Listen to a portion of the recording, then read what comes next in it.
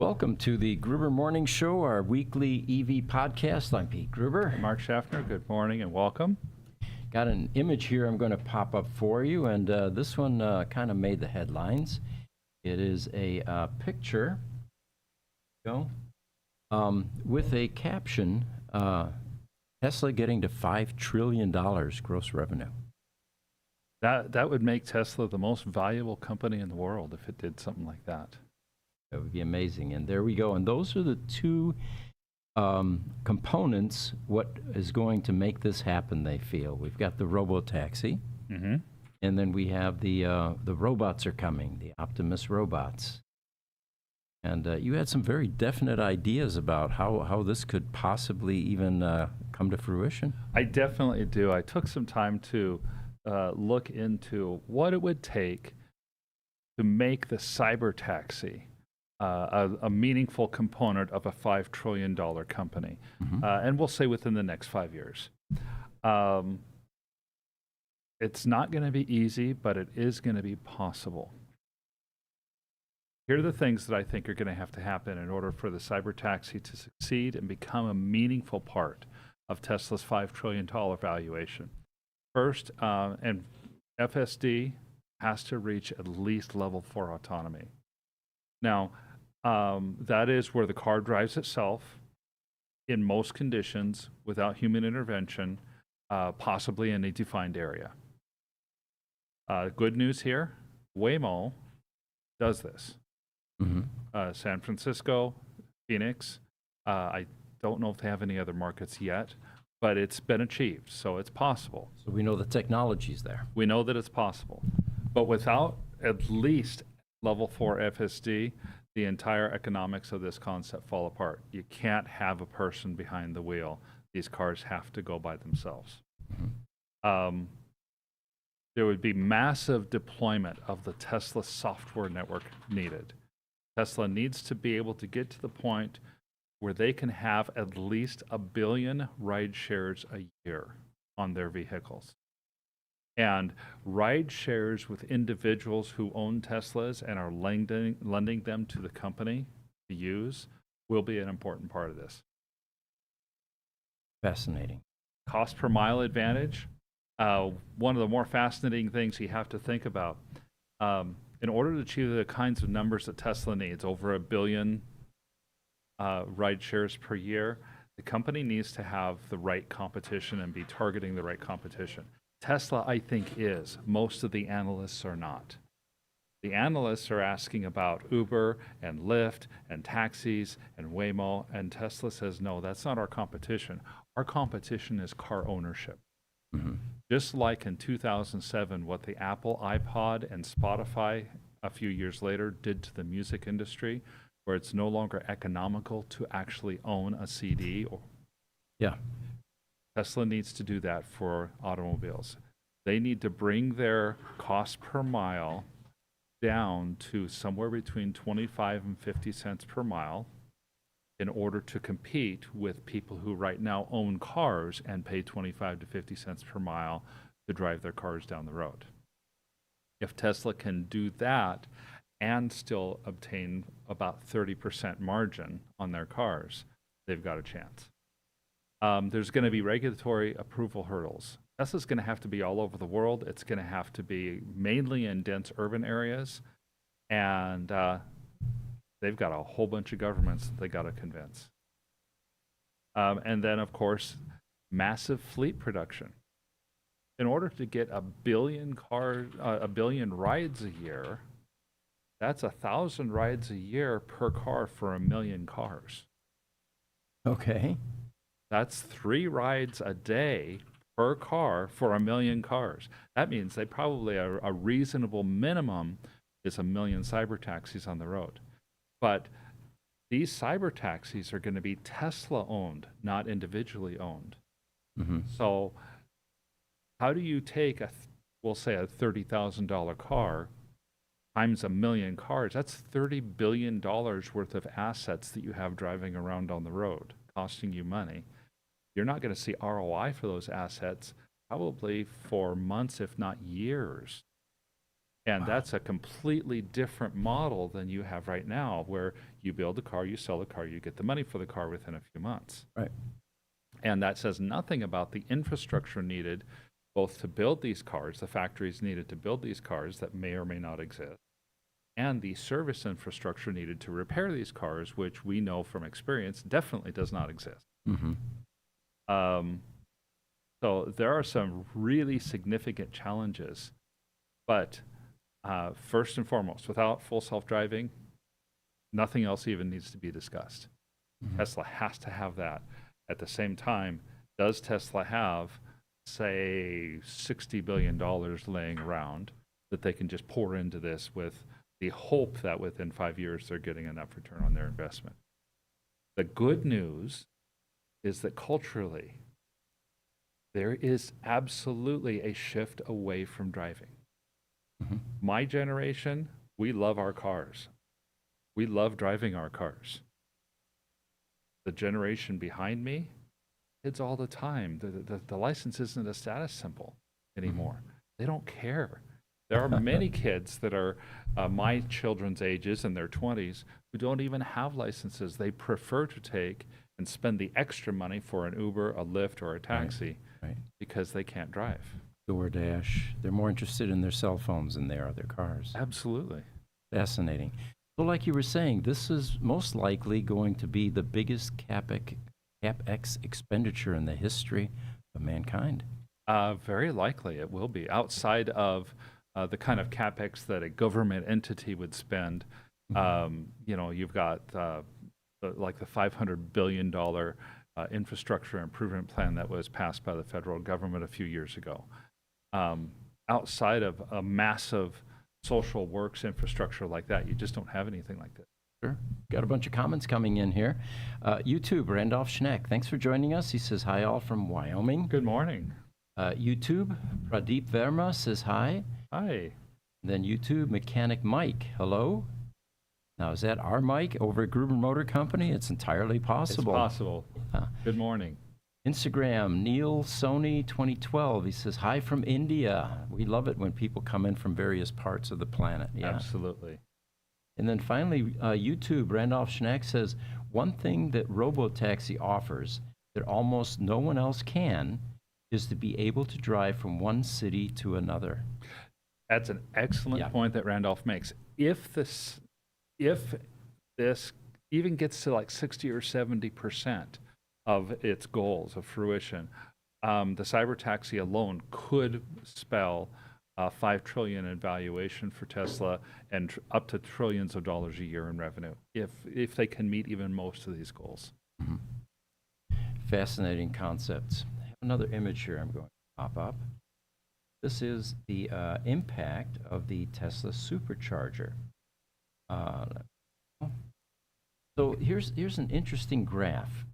From 2012, when the Tesla Model S first came out, to 2024, if you take a look at that chart, it is it's a spike, definitely a spike.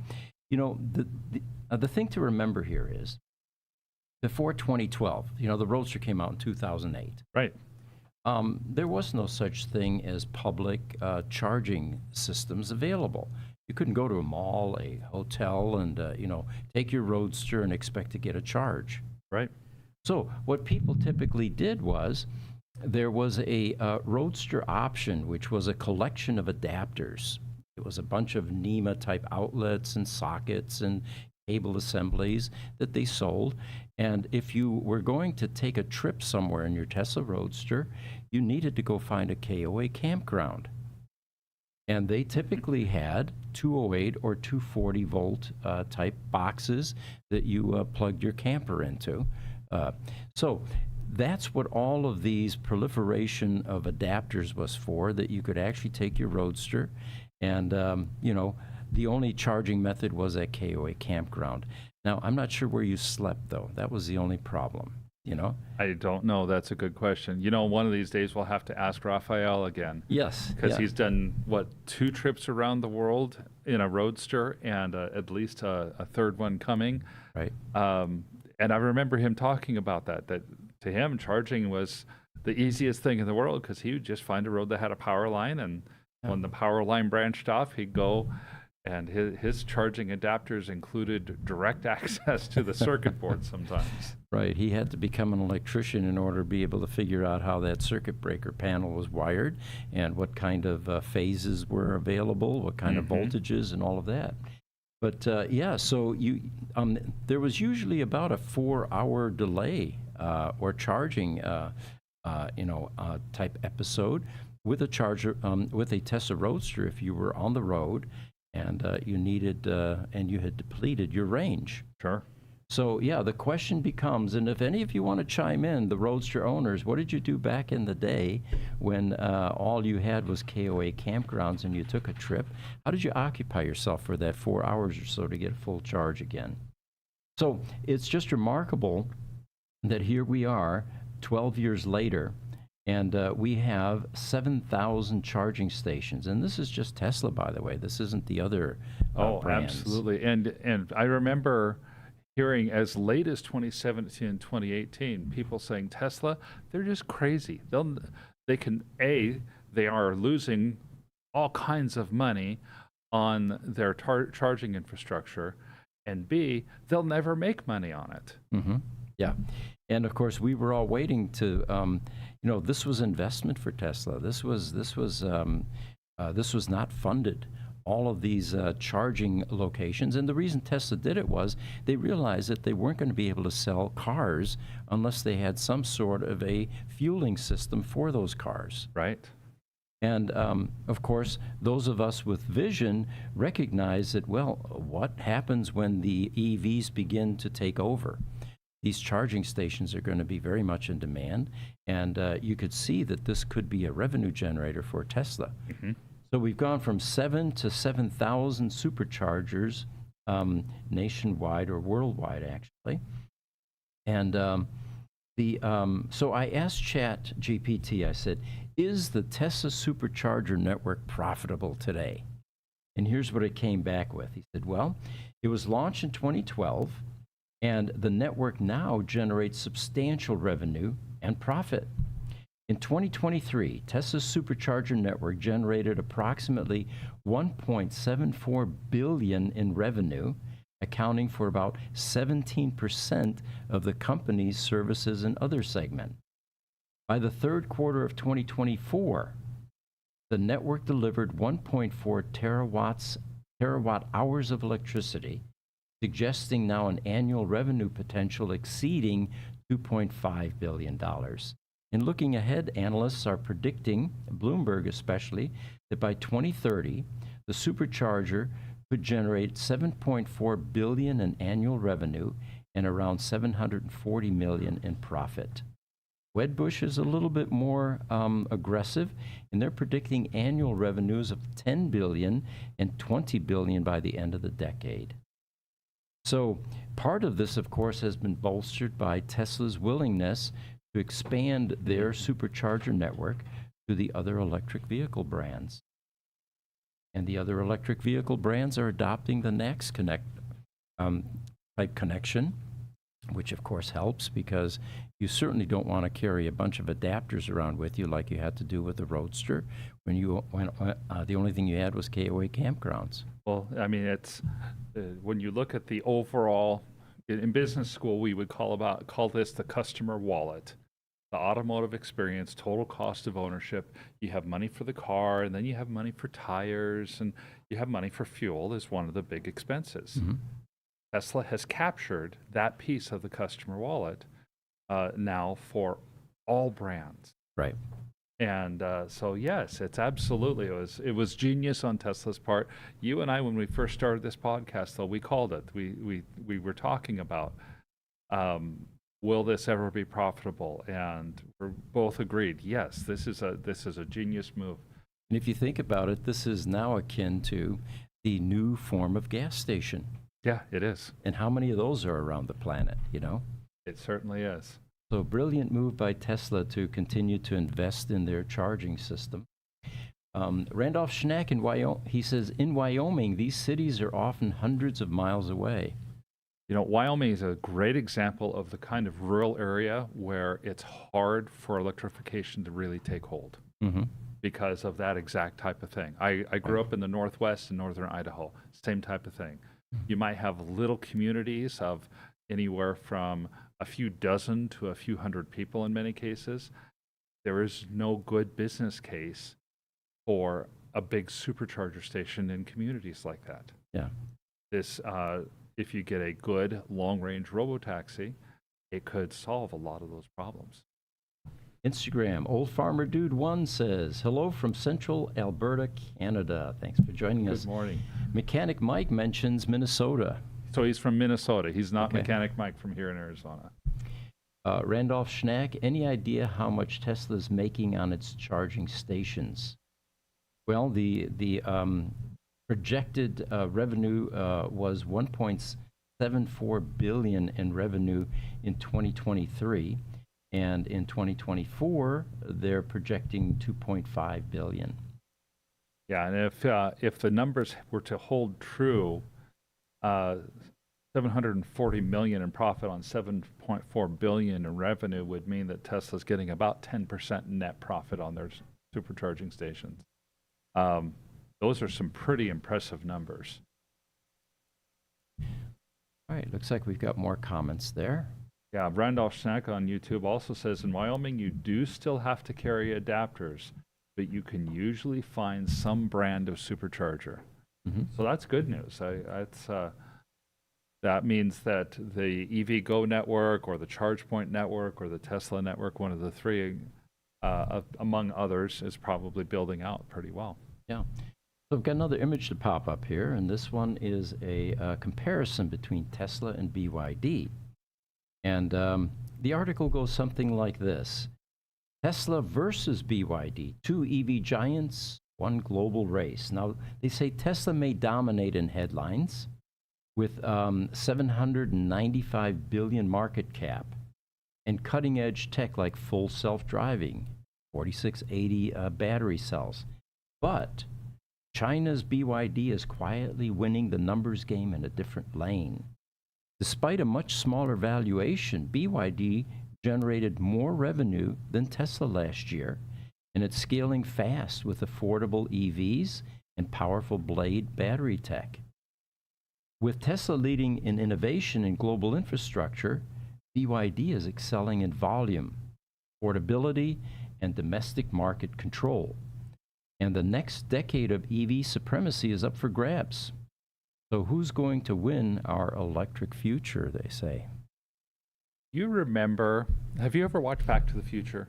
Yeah. Okay. So do you remember it's 1955 and Marty McFly is showing Doc Brown the DeLorean time machine.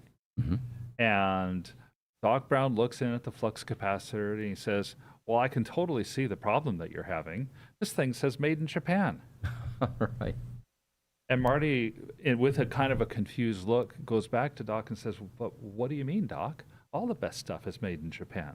Right. Yeah. That was a shift. That was a great moment in the film to me.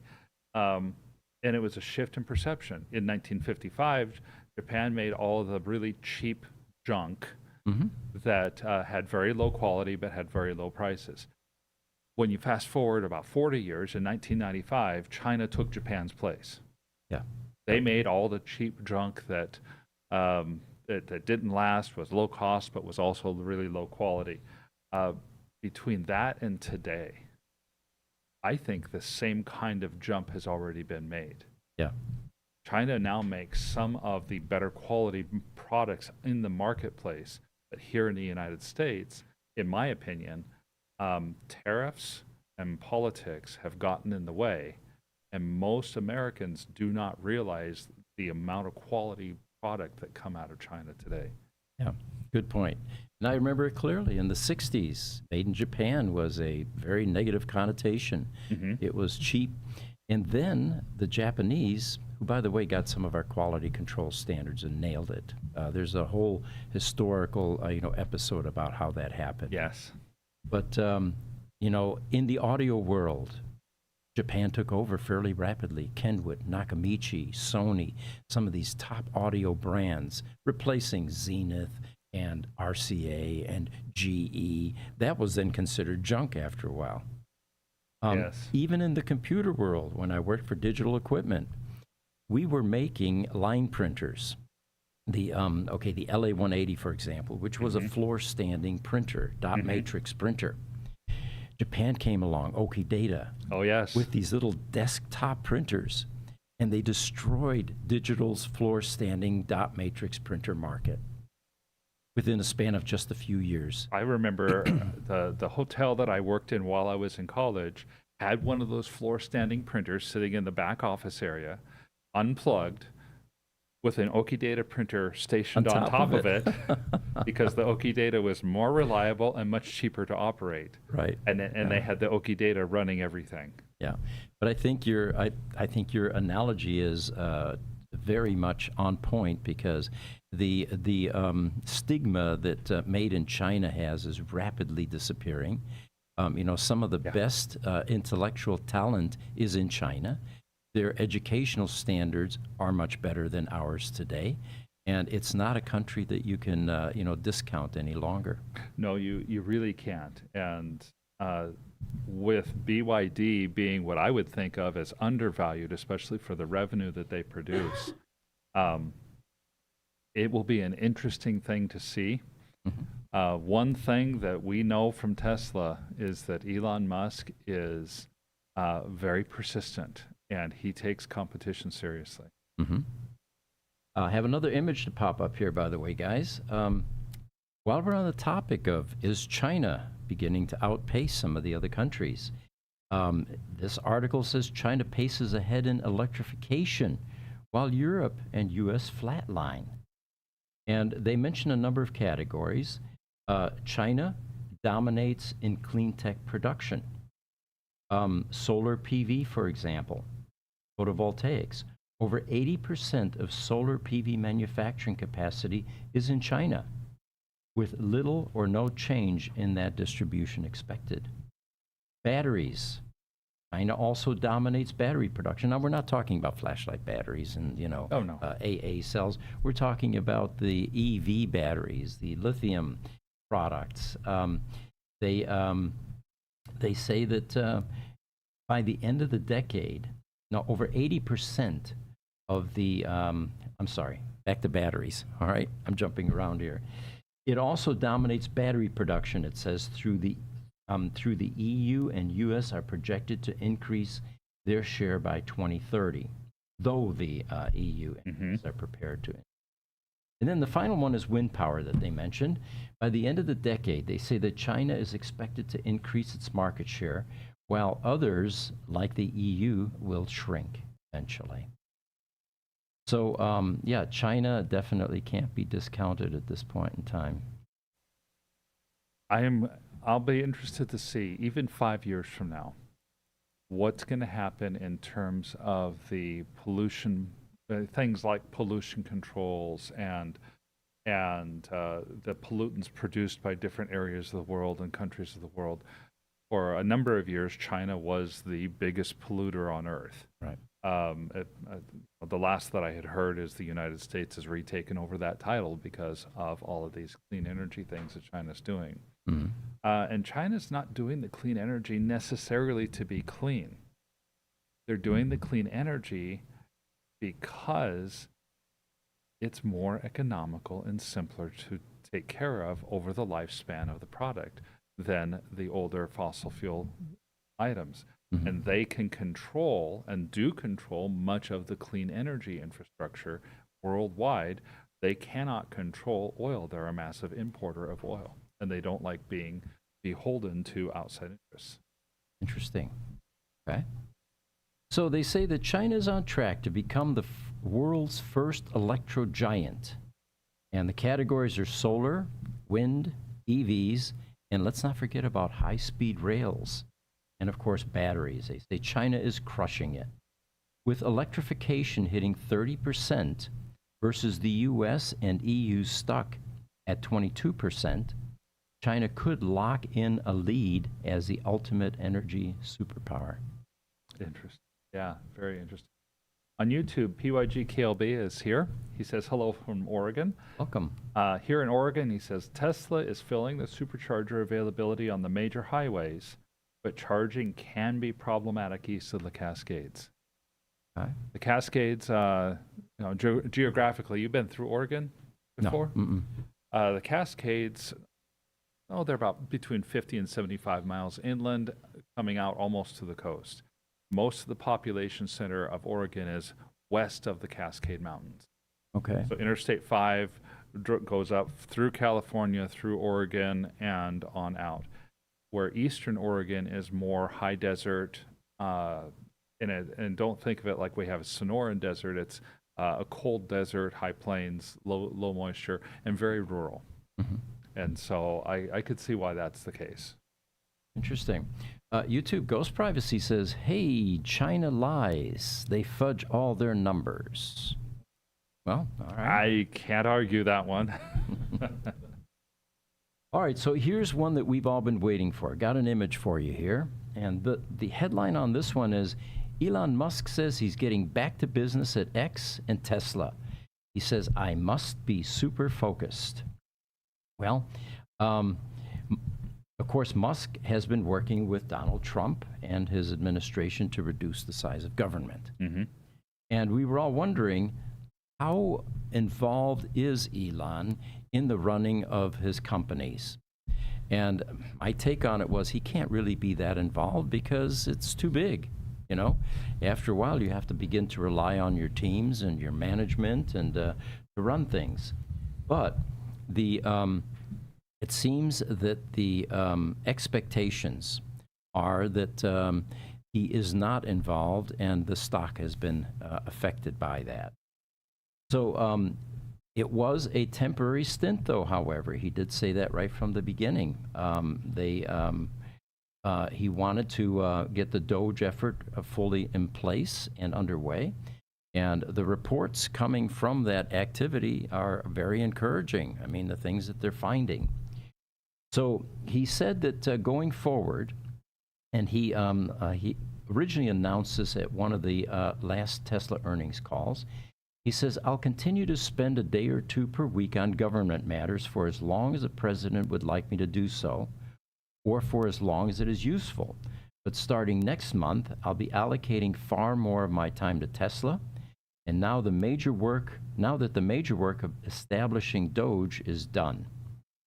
And of course, the government work that he was doing led to a backlash against Tesla, throttling share prices, making Elon a very unpopular person. But the stock has bounced back fairly quickly after these announcements were made. You know, for this, I think it's a fad. The popular fad is to put bumper stickers on your car that say, I bought this before I knew about Elon, or stuff like that. You're going crazy or something like that. But most people won't even remember that Elon was part of our government within a couple of years if Elon follows through with what he is. Mm-hmm. Because Tesla will be back and he'll be more behind the scenes.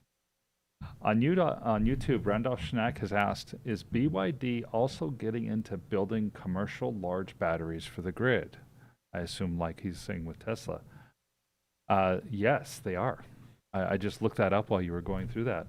In Saudi Arabia, there's a 12.5 gigawatt hour project that BYD signed a contract with the government in early 2025.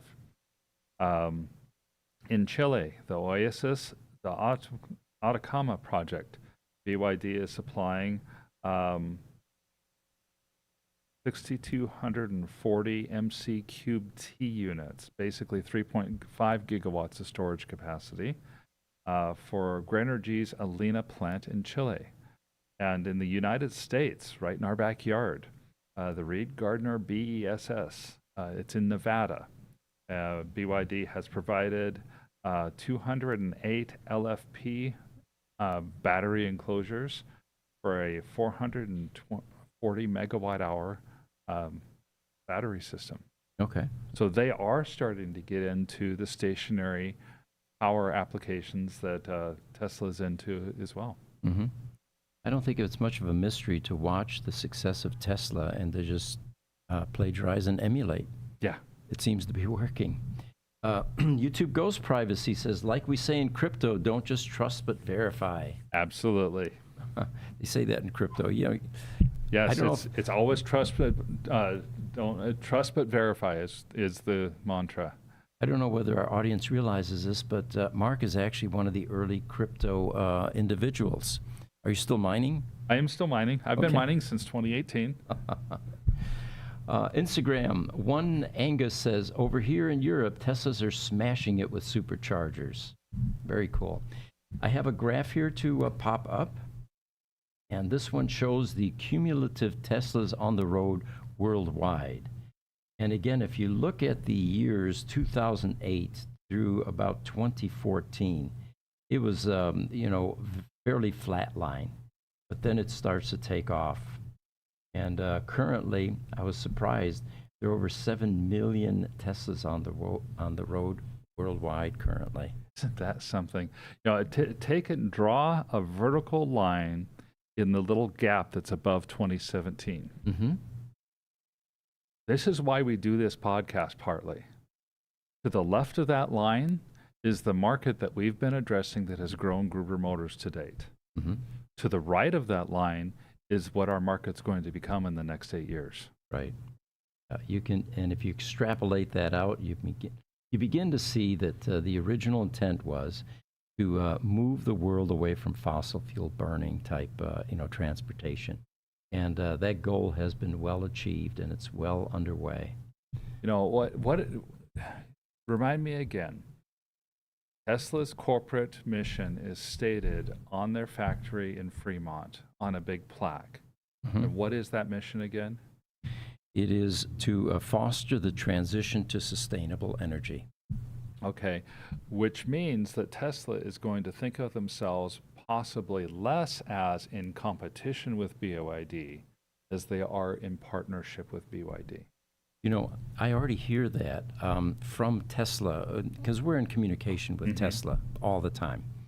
And I'll tell an interesting story here. One of the service center managers, we were talking about the industry, the difficulty in finding technicians, mechanics, whatever we call them now and all that. And I said, is it troubling to you that these other EV upstarts are poaching our people? Because they realize there's such a shortage of staff available that have these skills. Right. You can't go down to a dealership and poach their mechanics because they have no idea how to work on electric vehicles. Right. She said something very interesting to me. She says, no, I don't find that troubling at all because it supports the overall mission here at Tesla. There we go. Yeah. All right. So BMW, we should probably talk about that. And I do have an image here.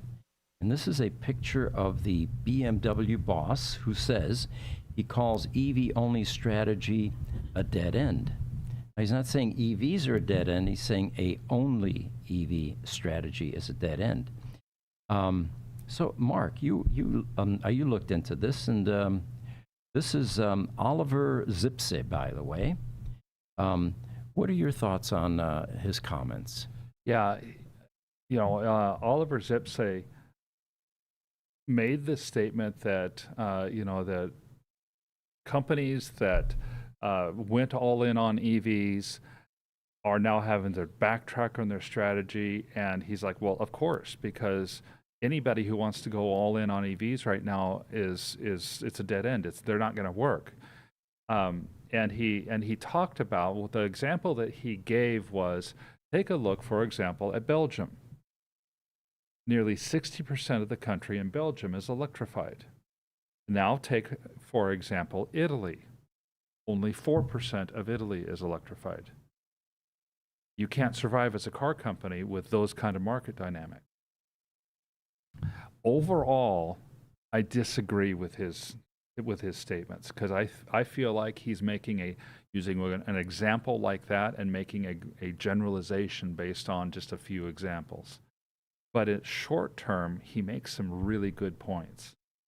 Globally, there are many areas of the globe that still lack any kind of electrical infrastructure or access to electricity, especially in sub-Saharan Africa and in South and Southeast Asia.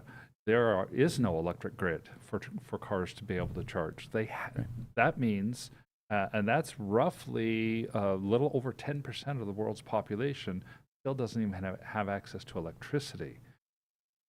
They're not going to want electric cars if they don't have electricity available. Yeah. Similar to that, in rural areas and in colder areas, there's a much slower level of adoption because electric vehicles don't perform as well in colder areas yet. And in rural areas, the infrastructure just isn't there yet to be able to really support the electrification efforts. There's consolidated control over rare earth elements as well. Think about the cobalt and to a lesser extent the lithium, but then the nickel as well. China, we've talked about in the past, China owns about 80% of the world's cobalt mines, and they process over 95% of the world's cobalt ore. They control that element. And right now, battery technology is lithium ion, which uses cobalt and nickel as its cathode and anode. It's a significant part of that battery technology. Without changes in that technology, you've got a new OPEC, as it were. Mm-hmm. And it's going to be China and the Republic of Congo that are the two members. That's nothing anyone really wants. Mm-hmm. Two authoritarian regimes controlling the world's supply of energy for cars. There are many customers who still prefer ICE, the combustion engines. Whether it's simply people who are uncomfortable with the idea of electric vehicles, people who are older and don't care to wait for what's happening and being built, or a lot of people in rural areas, what they see is they think of it still almost as a fad in a lot of cases.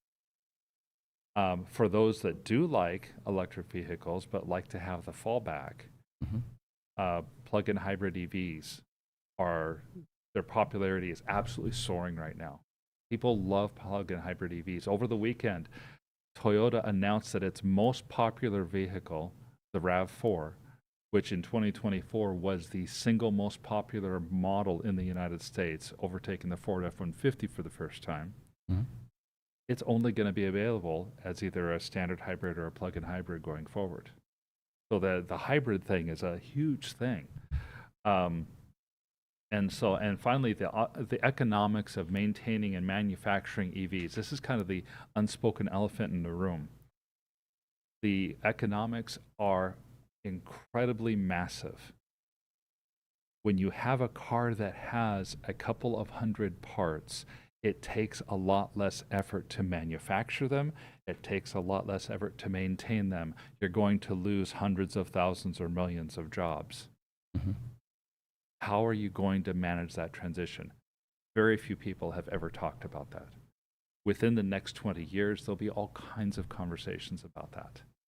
And that's where I'm thinking it's going to go, is that the things that need to really occur for the EVs to finish picking up is I think EVs need to cost less than ICE vehicles.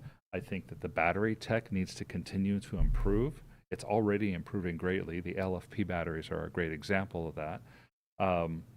Solid state batteries, I think, are just around the corner. The lithium ion, the whole thing that we would be beholden to China on, I think is a short-term technology.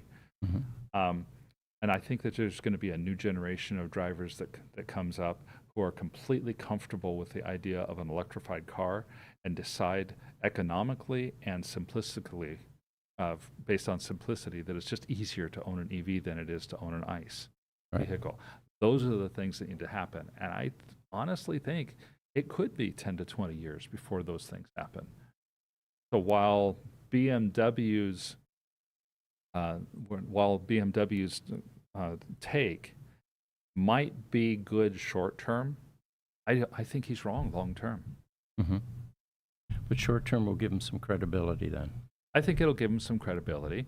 And I also think that BMW over the next 5 years will probably adjust their strategy. The one thing that he did say that I just can't stomach. I just don't understand. He still thinks hydrogen's going to be a thing. Yeah, and Toyota along with him.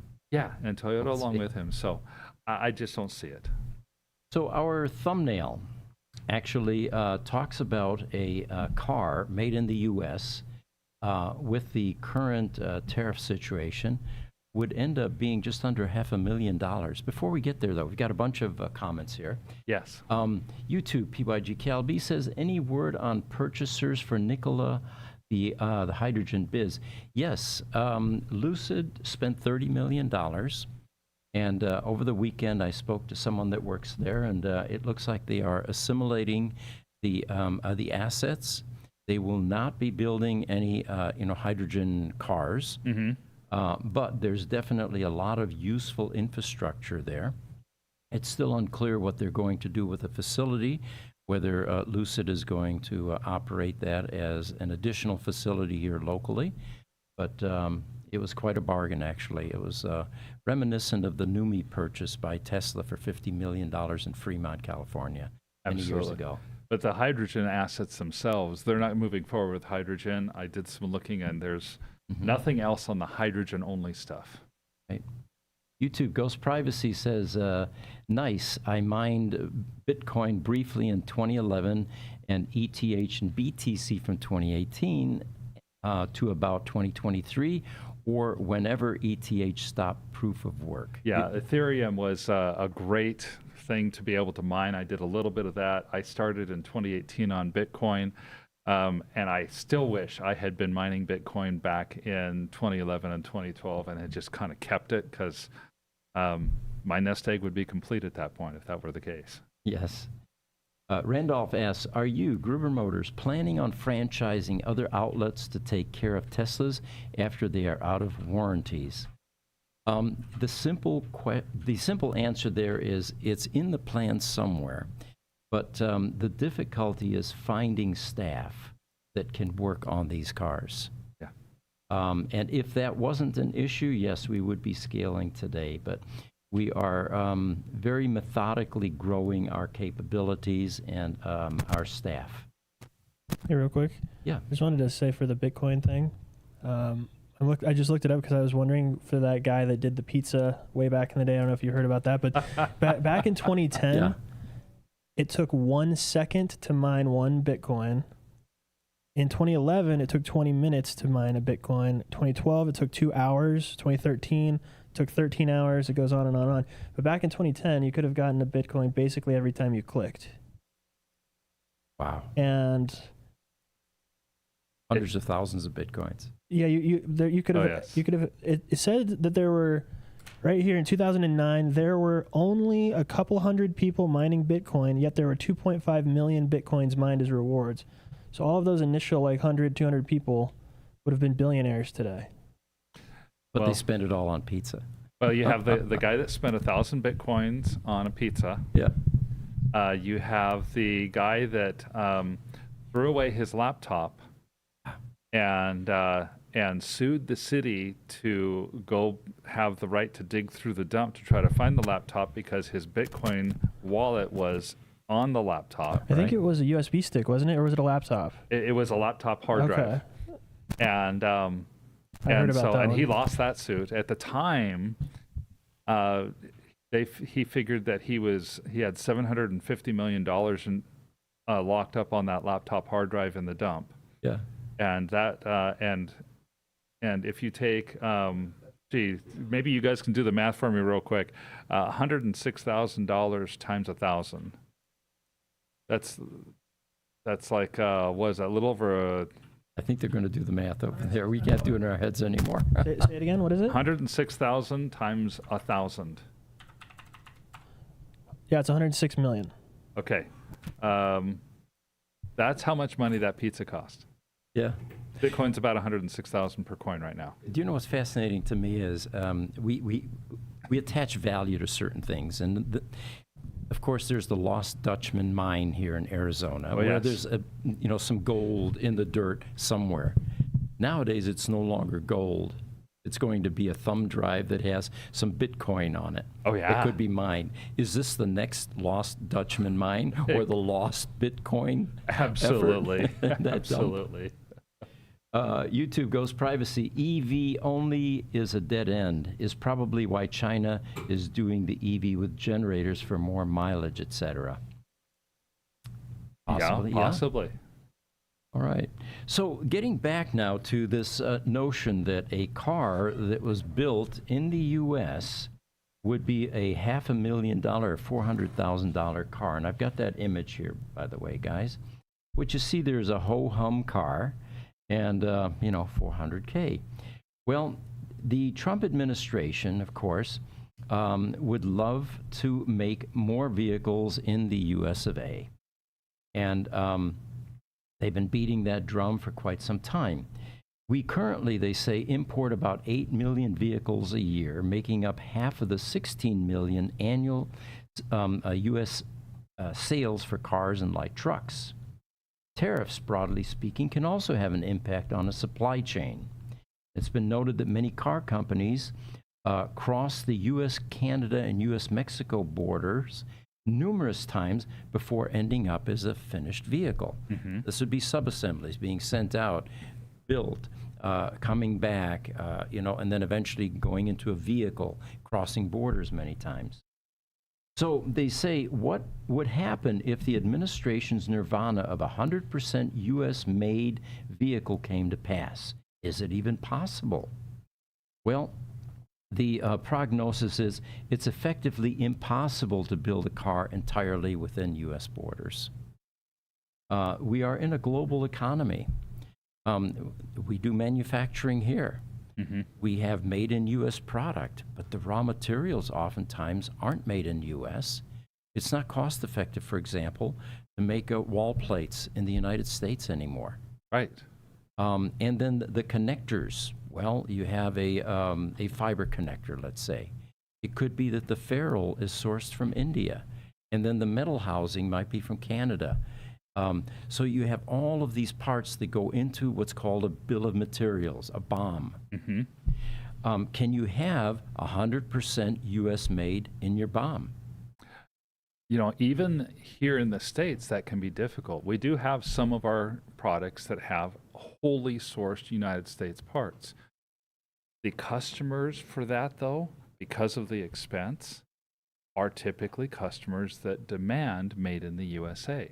And I mean, we're talking about 2 connectors, 2 boots, and a copper cable. Mm-hmm. And it's a 7-item BOM. You have those things, and then you have labor, and you have maybe some labels.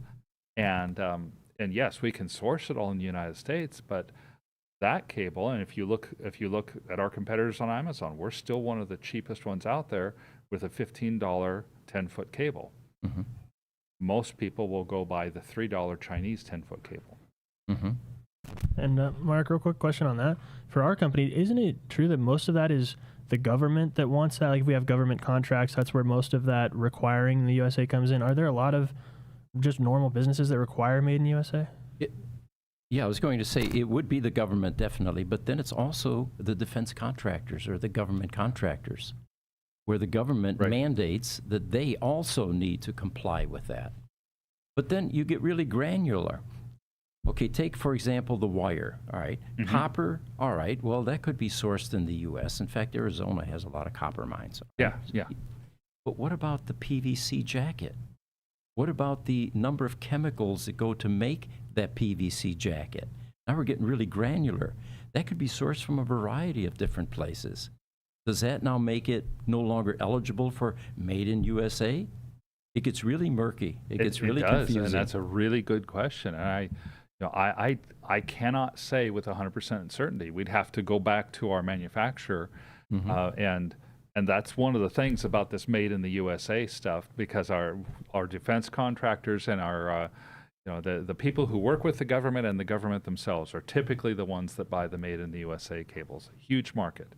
But at the same time, they do typically want us to trace back the origin of all this stuff, and we have to go to our supplier, and they go to their supplier, and on up the chain.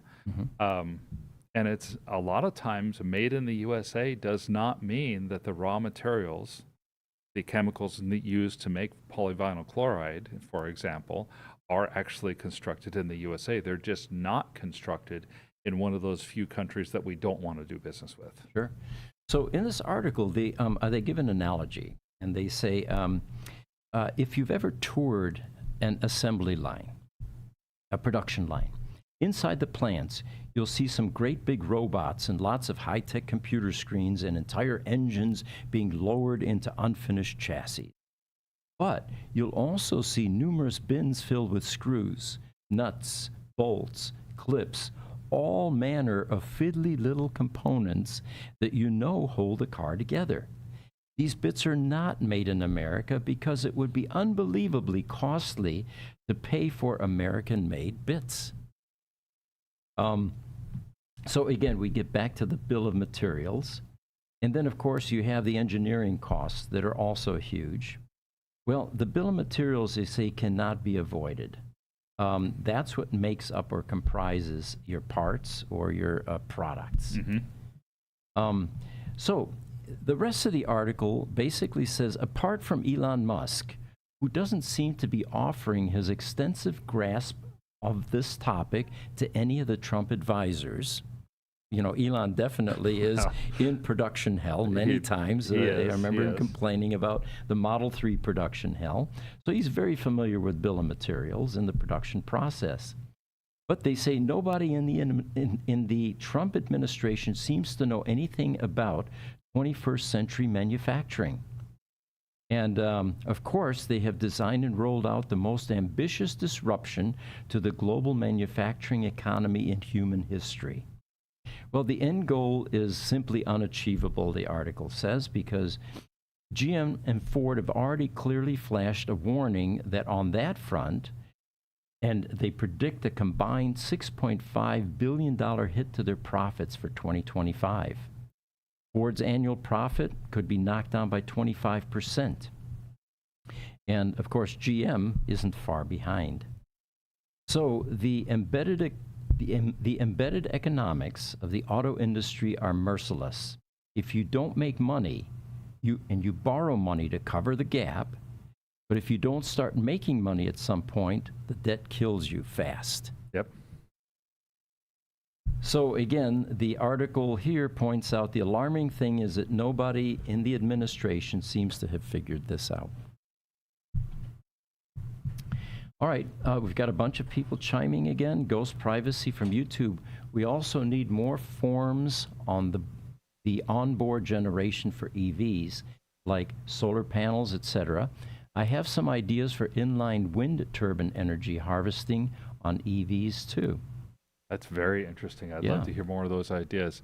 You know, it's almost like with our little golf cart. Have a solar panel roof, and it certainly helps. It does. We've got Mike Aldea joining us. He's an ex-Tesla battery expert on the Roadster from YouTube. He says, how about instead of finding people, how about creating a training center to work on Teslas? It's a great idea, Michael. The unfortunate part for companies like us is we're a for-profit organization, and this sounds like a, an investment. And do we have enough time to finally see the outcome of this? Now, what I'd really like to see is that the community colleges, the universities, and the private learning institutions begin to recognize that there's an opportunity here. Well, one quick example. In Maricopa County here in Arizona, at the high school level, there is a group of schools called WestMech, Western Maricopa Education Center, and it's a technology school. Kids that choose to go there spend half their time doing regular high school and half their time doing whatever trade. I know that up here in the north end of town, by where we're located in Gruber Motors, there is a WestMech campus, and it includes, at the high school level, EV technician training at the very basic level. I also know that they have reached out to us, and while I don't know that we have official collaboration going on, I know that we've been in contact with them as well. We have been, yes. And in fact, what we were doing was acting in an advisory capacity, reviewing their curriculum to see how relevant it is. And first pass, this was about 3 years ago, so I'm sure it's improved. It was strictly fossil fuel type technology that they were somehow attempting to redirect into EVs, but it didn't look great. Yeah. And it was literally reams of books about this high that they were asking us to look through. It looks like we are coming to the end of our podcast. We usually keep these to half an hour, but we're pushing an hour, and our social media team seems to be okay with it at this point. I know. I'm surprised that we haven't had the announcement yet. But yes. Yes, so we are not going to have a Roadster podcast today at 11 o'clock. But be sure to join our other podcast. Thursday, it's the COM podcast at 2:30 in the afternoon. And then Friday morning at 10, no, they're at 10:30 now, come to think of it. 10:30 now? Yeah, Claude changed it. Okay. That is the Gruber Power Podcast. Next week, we will most likely do the Roadster podcast along with this EV podcast. We've got some topics that are beginning to collect and brew. Again, I'm Pete Gruber. Thanks for joining us. I'm Mark Schaffner. Have a great day.